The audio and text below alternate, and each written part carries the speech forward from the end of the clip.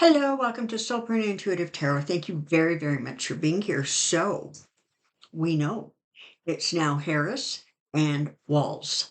All right.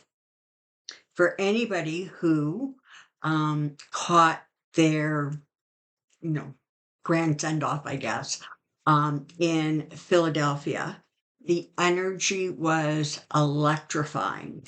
Um, it was so incredibly refreshing to see a political event that was fun, and there was laughter and there was enthusiasm, and it was just truly a breath of fresh air. And I hope all of you, if you didn't see it, at least saw some snippets or pieces of it because it was truly remarkable. Tim Walz has clearly proven himself to be, for the job, a good fit with Kamala. He has a way of um, delivering his message in a way that is funny, to the point. There's no kind of BS with him. He just shoots from the hip and says it like it is. And I think by and large, that kind of energy really, really resonates with most people. Probably the people it doesn't resonate with are people who are or perceive themselves to be, sort of a cut above. They would probably not find um, you know, his delivery all that attractive. But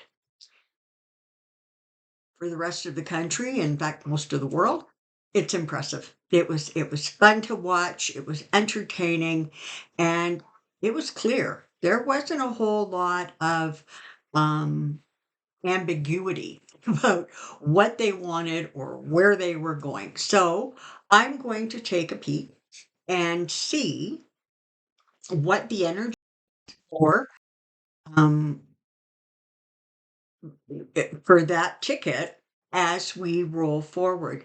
Certainly, Trump appears to have become even more unhinged. I guess his latest thing is that he has this sort of fantasy that at the convention, Biden is going to swoop in and take the nomination away from Kamala so that Trump can then continue the campaign fighting Biden. So, more and more, we're going to see more and more of this really kind of unhinged behavior out of Trump. But the thing that I think is most refreshing to me, as somebody from outside of the country, as an outsider, and I suspect for a lot of you, is the fact that the Harris Walz campaign is not letting anything slide. You know, and I've talked about this before, this sort of attitude that the Democrats have had, whereas, our voters are smart, they're clever, we don't need to explain everything. If we say it once, they get it. And so therefore we're not going to rise to the bait. Well, what has happened is we've discovered that you don't need to rise to the bait as much as you need to um, sort of just stop the bait, right? You just sort of push back on it in a way that is sort of funny or very sharp, very clever. And what's happening is that Trump campaign, etc., they don't have a way to respond to this. And I spoke about this the other day. Is you have a campaign full of people who have very old and antiquated ideas, and what's happening is it's blowing up in their face, but it's the same people who have old and antiquated ideas who try to figure out how to fix it. So there you have that. So without further chatter, let's take a little bit of time traveling and going forward and seeing what we can see as the months unfold for this campaign. this is channeled. Spirit, what can you tell us?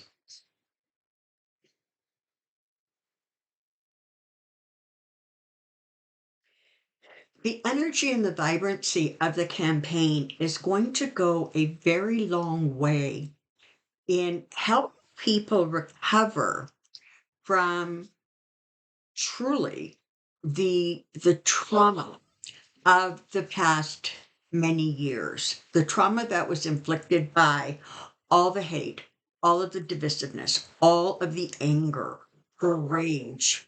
Hang on. Atlas would like to apologize for the interruption.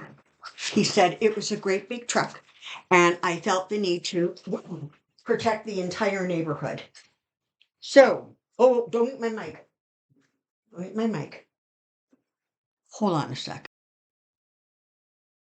Welcome to the actual reality of my life. All right, so as I was saying, there was a truck. Atlas felt honor bound to notify the entire neighborhood that there was a truck going down the road.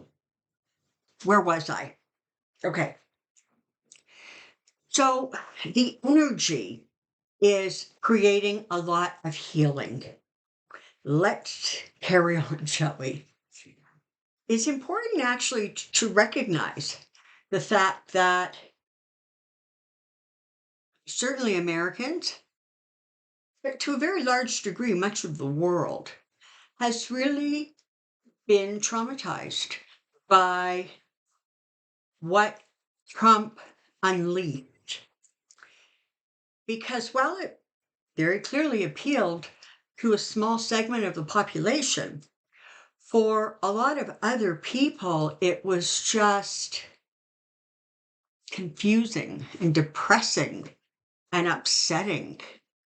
And there was such an awareness that it was going to take a lot of work to heal kind of the damage that had been done. So in steps Biden with his very calm experience, his clarity, his ability to talk to not only people across the aisle, but world leaders all the way around, where he was respected and honored for the career he has had and the contributions he has made.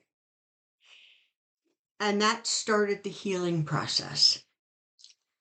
Where we are now, where you are now, Americans, is in recovery. And recovery means that it's time to start releasing the trauma and embracing the healing. And in this case, with the ticket of Harris Walz, the healing is about joy. It is about fun. It is about laughter. It is about enthusiasm. It is about letting go of the fear and the anxiety and the worry of the past truly 9 years. Because even with Biden in office, doing the amazing things he was doing, Trump was still taking up all the oxygen, right? He was still front and center everybody's mind because he just wouldn't sit down and shut up, basically. So let's talk about what this campaign looks like going forward. They are going to continue to be incredibly, incredibly well received. So the kind of enthusiasm you saw in Philadelphia, you're going to see as they do this barnstorming tour and beyond that. People are going to be, and this is very unusual, but people are going to be just excited, just as excited to go to an event where Tim is as they would be to go to an event where Kamala is. All right. And that's exciting, right? Because it means that the ticket in its entirety is being really, really embraced. This is important to sort of remember and look at the kind of the timeline, if you will. When Obama chose his running mate, he chose somebody first of all, who was different than he was, who had different experiences, but he chose somebody and he treated them as if it was a partnership. Now, not necessarily an equal partnership because one is president, one is VP, but it was a partnership. You could see that there was this relationship that evolved between the two of them when, um, when Biden stepped into office. He carried on that sort of same tradition. And what you saw was a relationship that developed between him and Kamala. You saw the genuine like. They really genuinely liked each other. They liked each other's families and each other's spouses. There was a sense that she was not just kind of doing her thing, but that she was literally being trained. She was being exposed to everything that she needed to be exposed to, should there for any reason be a need for her to step in. And so she now comes to the place where she's at, and she has very, very much the same ideas and mentality. She's looking for somebody who they can work as partners. Somebody to, bounce ideas off of, somebody that she can connect with. And that, even in the short amount of time we were able to see them at that convention together, is blatantly and clearly obvious. They like each other and they're going to get along. And that's going to be really wonderful. But again, what it does is it creates this amazing energy around the two of them. And whether they are campaigning together or separately, you're still going to see that amazing, amazing enthusiasm. Um,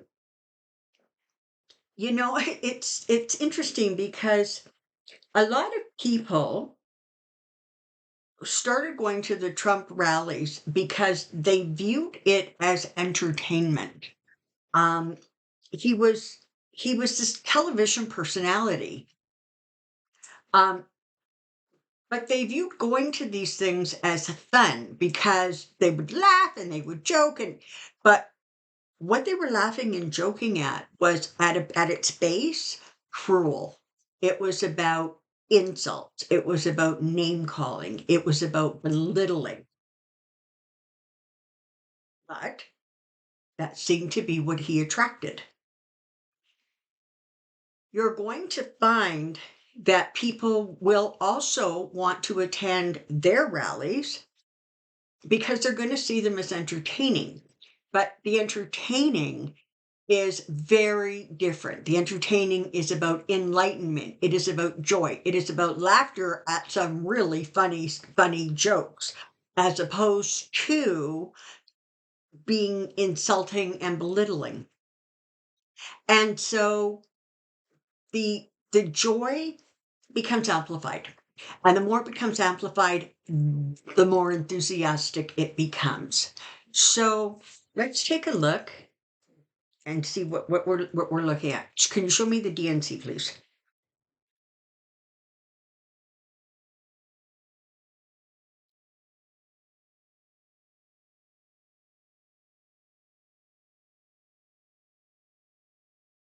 So this is kind of interesting.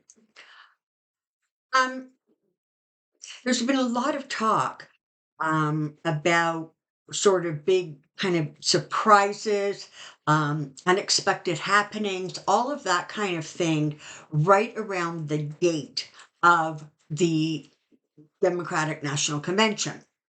And so there was sort of always this kind of link, right? Where, well, okay, but if it was happening at the same time as a convention, it must be happening at the convention. And what I'm being shown now is that, yeah, there's going to be some really surprising events that take place, but it feels like some of it is going to be outside of the convention. So whether that has something to do with Trump or the Trump campaign or Vance, but the convention, the energy of the convention is now again, exuberant and fun and filled with joy and real genuine excitement. And so it feels as if the convention itself energetically is sort of being kicked up several notches um, into a lighter and brighter and more, uplifting experience. All right, let's move forward. Their numbers are going to continue to interesting the way they're saying this. Their numbers are going to continue to cause Trump's numbers to tank. So, we listened to 2 years or 3 years, whatever it was, of Trump going on and on about, Joe was too old and Joe wasn't smart enough and he wasn't clever enough and his cognitive skills weren't there. Well, guess what? Hello, karma. All of that has now fallen upon Trump's head. So now Trump is the one who is viewed as too old. He is the one who is viewed as no longer rational or reasonable. He is now the one who is viewed with significant cognitive decline. And more, you're getting people who are saying, listen up, he is not up for the job. And when we compare our two options, there is no longer a comparison. So what you're going to see is you're going to see um, the Harris Walz numbers increase, okay? And you're going to see Trump's decrease. And as that happens, you're going to see more and more erratic outbursts, more um, unhinged behavior.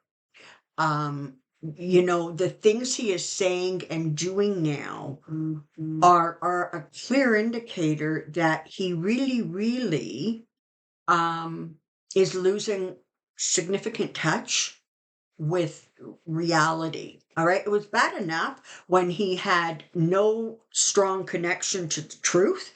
But now it's never mind the whole truth. He's not even in reality anymore. He's living in this crazy little fantasy world. And the more he does that, the more people are going to start looking at the Democratic ticket and saying, okay, wait a minute here. We've got young energy. We have smart, intelligent people. We have people who are more than qualified. Um, and they're going to continue to build momentum. Now, Spirit wants you to know with great clarity that this is not the time, and nor will it ever be the time between now and November 5th for anybody to become complacent. Part of what is going to keep that momentum going is the volume of people who are going to be involved, who are going to be talking about it, who are going to be volunteering, who are going to be doing all the things that they need to do. And they're not only going to do it for the Harris ticket, but they're also going to be doing it all the way down ballot, because it's going to become more and more clear. There's a lot of people who are still doing the summer vacation thing. But as you roll into September and October, it's going to be really, really crystal clear that they need a majority Congress. And in order to make that happen, there needs to be that voting down ballot.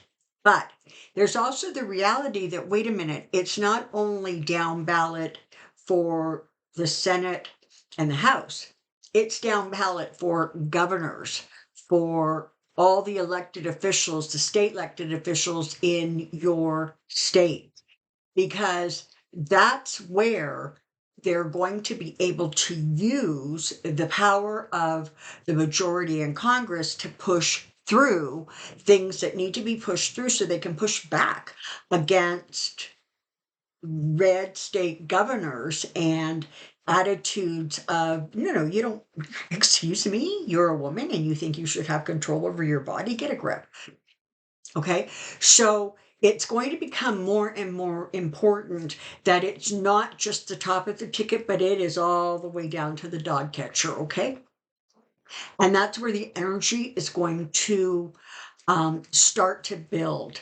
And it's not either or, it's both. So this is the election. where people who have sat on the sidelines are going to start jumping in and they're going to get excited and they're going to be doing everything they can to make this not a win, but a landslide. This is the tsunami of tsunamis, all right?